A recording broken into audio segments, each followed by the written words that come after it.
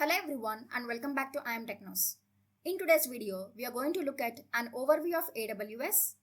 We will understand what AWS is, explore its global infrastructure, learn about the shared responsibility model, and also see the different ways to access AWS services.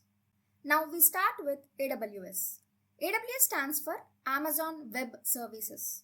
Before AWS, Amazon started as an online bookstore where it sold and delivered physical books to customers. This was very different from the large e-commerce platform we see today. Later, they introduced Amazon Kindle. As you are already aware of it, Amazon Kindle is basically where you can buy e-books, that is digital books, and read them online. When they introduced Amazon Kindle, they started gathering millions and millions of e-books. At some point in time, they were not able to manage the compute power and storage. To solve this, they introduced three products: SQS, S3, and EC2. After introducing these three products, they were able to manage the compute, storage, and other aspects of the application. Then they thought, why not give these products as services to customers? That is how they started with these three services. Today, AWS offers hundreds of services serving millions of customers globally. AWS started in 2006 and it is a US based company. Now, as per the Gartner Magic Quadrant, Amazon Web Services is a leader in cloud infrastructure services.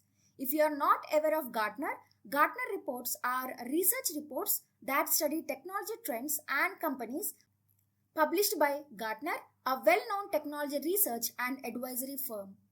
As of May 2025, AWS continues to be the leader, followed by Google Cloud and then the Microsoft Azure, with other cloud providers positioned as challengers or niche players. Additionally, according to market share reports, AWS leads the cloud infrastructure market with approximately a 41.3% share. Now, before we start with the services themselves, it is important to understand the AWS infrastructure. The AWS cloud infrastructure is built around regions and availability zones. A region is a geographical area similar to how a country occupies a specific area on a map. Within a region, there are availability zones.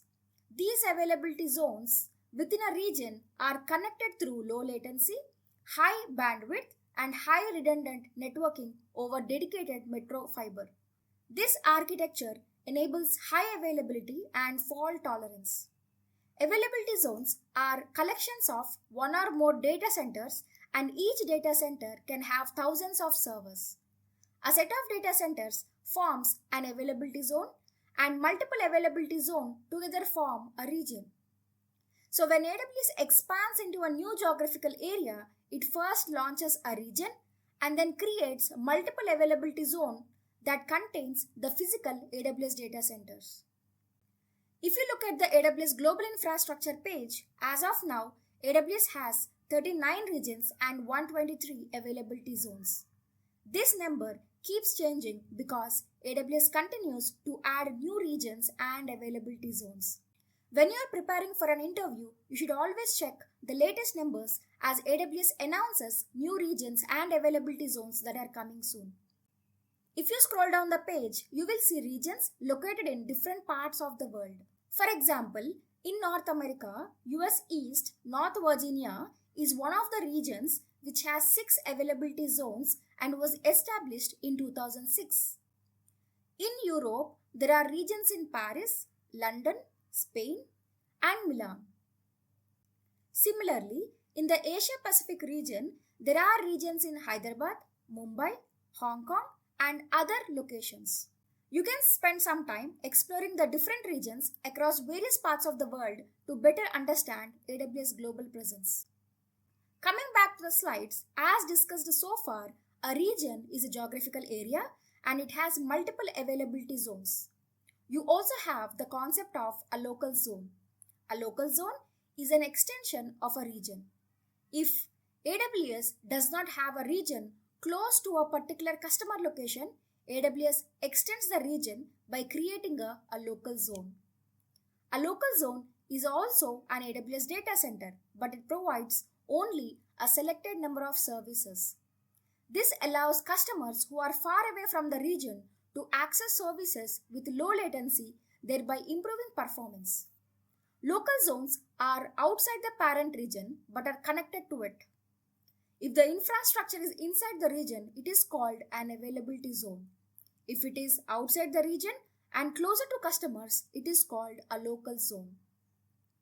So understanding regions and availability zones is very basic but extremely important. If you do not understand them, it becomes difficult to grasp AWS concepts. As discussed, availability zones are a collection of AWS data centers. And an AWS data center looks something like this with multiple layers of security. There is a perimeter layer that includes security guards, intrusion detection systems, and sensors. There is an infrastructure layer that provides backup power and backup hardware. There is a data layer that controls who can physically enter the data centers and what privileges they have.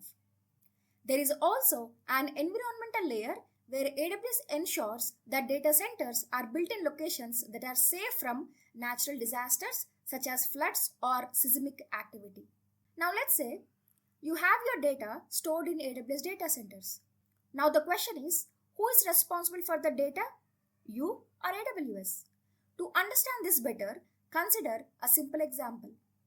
If you keep your money in a bank, who is responsible for your money? The answer is both. The bank is responsible for physical security and for keeping the money safe, but you are responsible for protecting your credentials, such as not sharing your password, OTP, or account details. In the same way, AWS follows a shared responsibility model. AWS is responsible for the security of the cloud, which includes the physical security or data centers and the underlying infrastructure. You, as a customer, are responsible for security in the cloud. This includes managing credentials, authentication, authorization, and access controls. In the beginning of the video, we discussed that AWS offers hundreds of services. Now the question is, how do we access them? There are three different ways to access AWS services. The first is the AWS Management Console, which is a graphical user interface similar to what we use on Windows machine. The second way is through the command line interface, where we use commands to access AWS services similar to the command prompt on Linux or Mac OS. Finally, if you are familiar with any programming language, you can also access AWS services using SDKs or software development kits. That's it for this video. If you have any questions, feel free to drop them in the comments below. Thank you for watching, and I'll see you in the next video. Take care and happy learning.